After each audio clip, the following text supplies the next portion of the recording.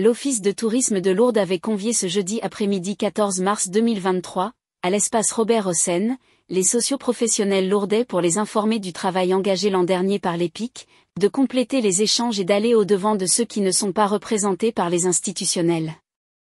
En ouverture de cette réunion, la directrice Francine Gilles a mis l'accent sur la volonté de l'Office de tourisme d'organiser une stratégie touristique moderne, en lien avec un développement de la destination dans la durée. Pour ce lancement de la saison, l'Office de tourisme a fait connaître son fonctionnement et ses activités. On écoute la directrice Francine Gilles et le directeur développement et marketing Laurent Ponzo au micro de Gérard Mériot. Francine Gilles, vous êtes la directrice de l'Office de tourisme de Lourdes. Cet après-midi a été très intéressante puisque vous avez fait un large panorama de ce qu'on a vu à Lourdes l'année dernière et ce qu'on va voir maintenant en 2024. Alors, en gros, qu'est-ce que vous pourriez nous dire de ce résumé-là ? Alors oui, c'est surtout les actions qui vont être portées par l'Office de tourisme en 2024.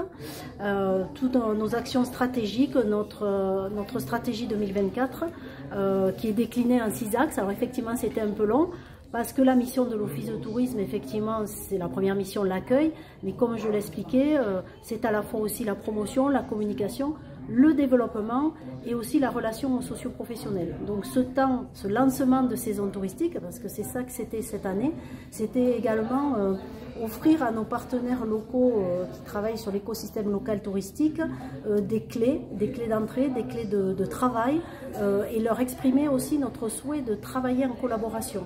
Et notre envie de collaborer encore plus. On a fait un travail de fond en 2023, depuis que nous sommes arrivés à la direction avec Laurent. Et là, effectivement, il faut mettre en action ce que nous voulons faire pour aller dans le sens de la diversification, ce qui est porté aussi par la ville avec le PAL et suite au Covid, effectivement, ce qu'a subi Lourdes. Donc il était temps de se diversifier, de compléter effectivement l'offre actuelle, le spirituel, tout cet aspect spirituel, mais effectivement de diversifier les offres pour aussi répondre aux attentes des clientèles qui ont changé. On sait qu'on a des données démographiques, sociales, écologistes qui impactent les comportements des clients et les attentes des clientèles. Donc c'est ça qu'on doit travailler dans la durée, pas simplement pour maintenant, mais aussi pour les années futures. Donc l'idée, elle est de travailler sur ça. Avec plusieurs outils, c'est ça que nous avons déroulé au cours de cet après-midi et de ces 2 heures sur l'accueil de clientèle, la qualité, la promotion, la communication, la diversification de l'offre. Par exemple, Laurent travaille beaucoup sur ça, il pourrait vous en dire un mot par exemple. Laurent Ponzo, vous êtes chargé de la commercialisation, c'est le nerf de la guerre. Complètement, c'est le nerf de la guerre. Donc effectivement, comme l'a dit Francine, 2023, ça a été vraiment l'année un peu de l'état des lieux et de la construction. Alors on n'a pas rien fait, on a quand même fait des actions, mais voilà, on a mis la machine vraiment en route et là 2024 c'est parti, je dirais à fond, avec déjà des campagnes qui ont été réalisées. Corinne en a parlé sur l'Asie, sur des destinations lointaines, sur des salons qu'on reprend. Et comme je l'expliquais, l'idée c'est d'aider de façon volontaire, c'est-à-dire que chacun s'y retrouvera par rapport à ce qu'il veut faire dans sa structure, qu'il soit restaurateur, transporteur, hôtelier, qui gère un camping.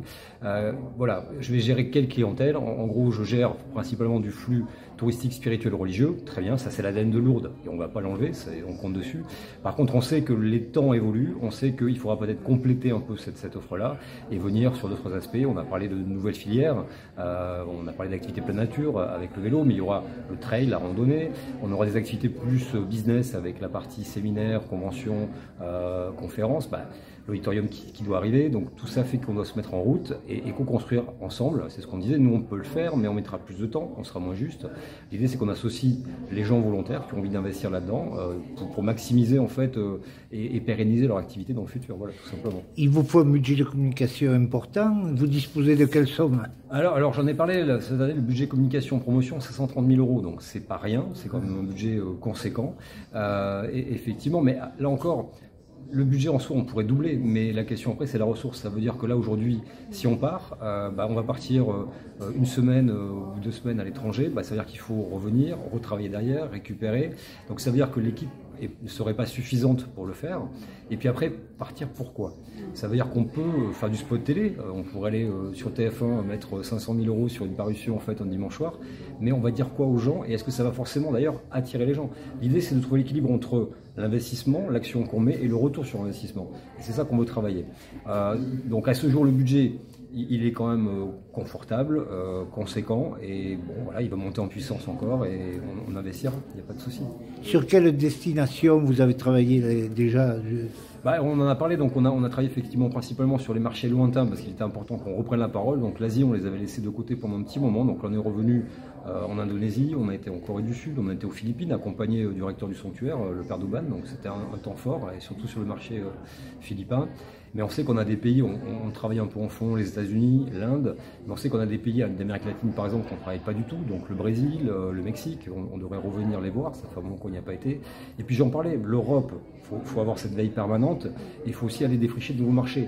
Le vice-recteur parlait de marchés de l'Est, il parlait des Slovaques, il parlait des Polonais, bon qu'on travaille déjà, des Croates, donc tous ces marchés-là, il faut qu'on les regarde, parce qu'aujourd'hui leur pouvoir d'achat a remonté, et ils sont assez intéressants, et ils ont une appétence à venir à Lourdes, pour la partie religieuse, mais aussi pour d'autres raisons. Et puis il ne faut pas oublier que les marchés s'ouvrent à l'euro. Donc la Croatie s'est ouverte en 2023 à l'euro. Là, ça va être le tour de la Bulgarie et de la Roumanie qui vont donc passer à la monnaie unique. Donc ça veut dire aussi que l'économie va bouger, ça veut dire aussi qu'ils vont pouvoir sortir de leur pays avec la même monnaie, donc ils vont voyager. On le voit sur Rendez-vous en France fin mars, on va y assister. Il y a beaucoup de tours opérateurs des pays de l'Est qui justement viennent aussi pour ça. Voilà. Mais après, on pourrait citer énormément de pays. Je n'ai pas parlé de l'Afrique, il y a un potentiel énorme, mais qui va être compliqué à travailler. Donc on va laisser les choses se décanter, on verra. Et l'idée, c'est de pouvoir rayonner au mieux. Et sur 3 zones de façon équilibrée. Puisque la proximité, il faut vraiment reprendre la parole et parler aux gens de proximité. Les marchés européens continuer de travailler et puis refaire un tour de piste des marchés lointains. La conclusion à même la directrice. La conclusion, c'est qu'il faut travailler avec le système local, mais aussi territorial. Je l'expliquais tout à l'heure, travailler aussi avec nos partenaires, les vallées de Gavarnie, les grands sites Occitanie, travailler avec nos voisins béarnais.